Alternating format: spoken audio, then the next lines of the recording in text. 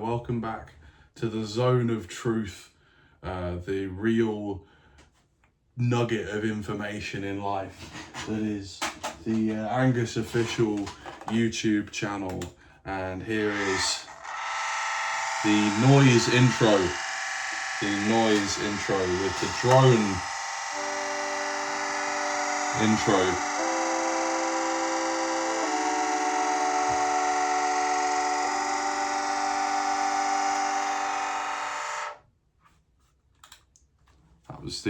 That was the psychedelic noise drone intro.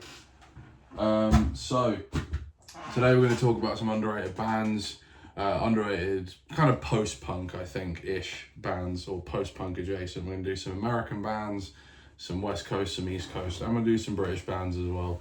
So let's go to the West Coast. Let's talk about Suburban Lawns. What an underrated band they are. You know, I think one album, one EP, a couple of singles maybe. So weren't around for very long, but then again, most bands from around that period of time weren't. Most bands, generally speaking, don't last that long. But what they did, I think, was really impressive. I think if you're doing a DJ set and you don't put Janitor on, and you're trying to be weird, you got to put that on. That's like more important than playing Hey Jude at the end of the night in a bar in Liverpool. Put Janitor on if you're doing a weird DJ set. That's what I say. I love Suburban Lawns. I think they're top quality. Another band from around that period of time on the West Coast was Wall of Voodoo, who did have a hit single with Mexican radio. And Stan Ridgway had a hit in the UK with Camouflage in '86, I think it was. Synth heavy. Their first album, which I think was self-titled, had their cover of Ring of Fire on it. I love that. And that first album, I think, is really, really cool. Dark, kind of with the sort of spaghetti western style, country guitar over the top. Yeah, really cool band, kind of like somewhere between Devo and Suicide. Over on the East Coast, I've always backed Mission of Burma.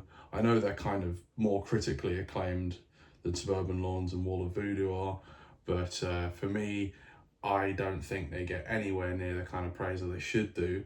I think more people should know about Mission of Burma, more so than, quite a lot of bands now are getting the credit they deserve, but Mission of Burma don't,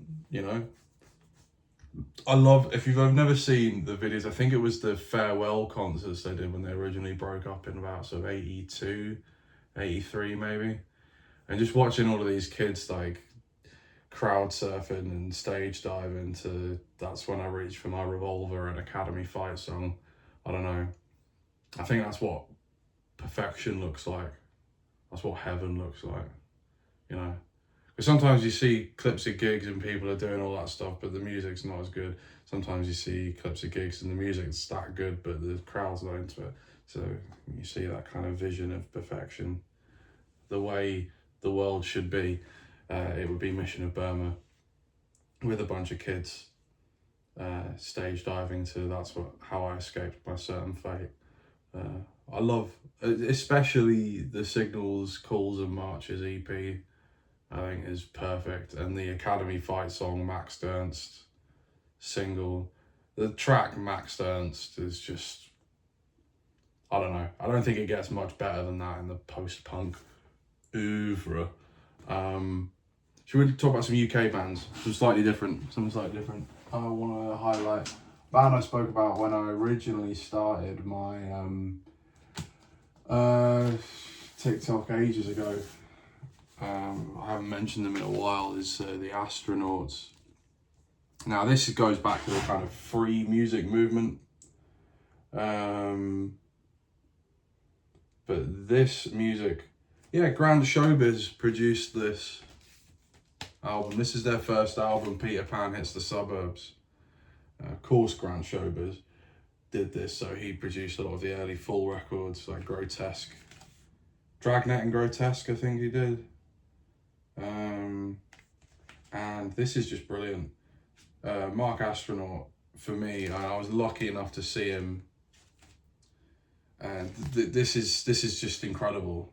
This is just absolutely, like, you have to check this out if you like punk music and if you like sort of very well-rounded kind of political but in a kind of esoteric way lyrics, and it's kind of inspired by Hawkwind. And there's another band similar that I want to show to you, if I may be so bold, and that is Here and Now. Grant Schober's found or first saw the Fall when he was doing sound for these guys. So this comes off the back of Gong, who'd kind of drifted apart in the late 70s, but you know, they were kind of still about. And Here and Now this is like somewhere between prog and punk. This for me is proof that there is far more links to prog and punk than there are dissimilarities. You know, this is very much like the bridging the gap, especially with kind of post-punk music and art music. There's no difference. So this is Here and Now, and the album's called Give and Take. And these two things together, I think. Peter Pan Hits the Suburbs by the Astronauts, and Here and Now, Give and Take. Like, you must listen to this. This is like more important. It's more important, you know, than if you've got money and you have to decide between buying these or getting a food shop. Just, I don't know. You've got to think about what's important in life. Trust me on that one. Is there anything else I want to list off in this video while I'm still here? Let's have a little think about it. What's really underrated? Post-punk. I've kind of got, not quite post-punk, but let's see what else I've got that's kind of in a similar vein. I've got this Steve Hillage. Is this a live album? Yeah. Live Steve Hillage album. This is why you got to go record shopping at car boot sales. You find double disc Steve Hillage live albums with, he does a version of It's All Too Much with Beatles on this. This is really good. This is really good. So Steve Hillage, who would have played in Gong for a while. Another connection there, for sure. What else have I got? That's weird. It's weird enough. I've got Half Man, Half Biscuit. You know, back in the DHSS. This has got Dickie Davies' Eyes on it, which is probably my favourite. It's probably my favourite Half Man, Half Biscuit track. If you want to hear something really odd, Daryl Hall from Hall & Oates with Robert Fripp. I feel like I've mentioned this album before on TikTok, but Daryl Hall's Sacred Songs. This was made between when Robert Fripp was working with Bowie on Heroes, and then he went back to New York. So he was recording Peter Gabriel's second album and his first solo album, and he did some guitar on Blondie, Parallel Lines. He's on Fade Away and Radiate. So around that period of time he made this album, and the record label, which was RCA, freaked out and said, we ain't releasing this. This is too weird. And so this was recorded in 1977 and didn't come out until 1980 because they sat on it for 3 years, umming and ahhing. It's probably, I'd imagine so, the success of Bowie's albums in the intervening time, and then Peter Gabriel's albums, and then I suppose you would have had Talking Heads and Devo and all that. They were probably shifting quite a few units, and then they thought, okay, well, maybe we'll put this out now. It's weirder than all of those, and it's probably a bit better. I would recommend this if you like all that kind of stuff, and as well if you're a fan of, if I can pull it out, not like that. Where is it? Hang on, technical difficulties abound. If I can find it.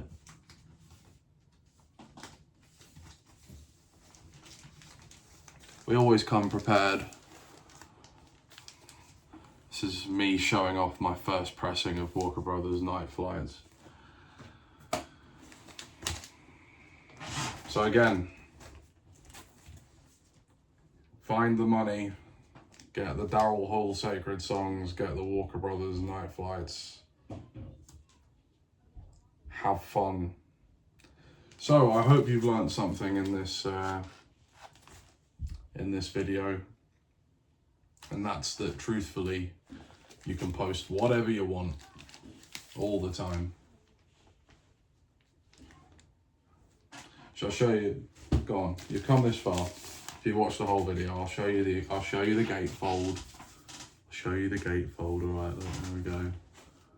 Look at that. The lyrics inside. Isn't it amazing? I'm gonna put this on now. So yeah, cheers.